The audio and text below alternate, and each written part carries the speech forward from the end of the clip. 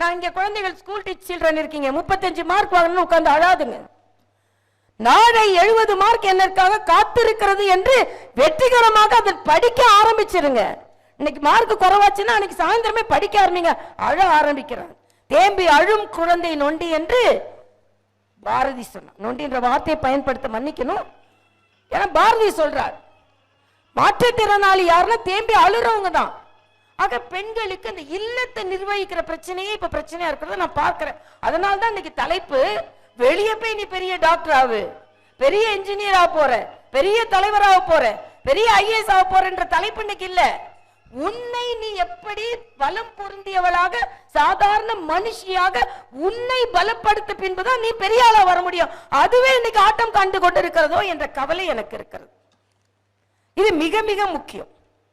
காலையில எழுந்த உடனேயே பிரச்சனை.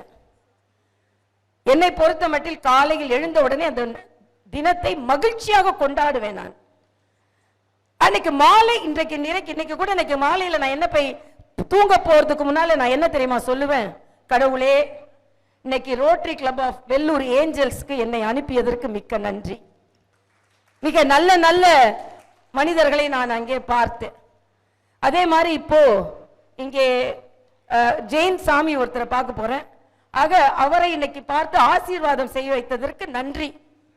ஓய்வில்லாமல் உழைக்க வைத்ததற்கு நன்றி.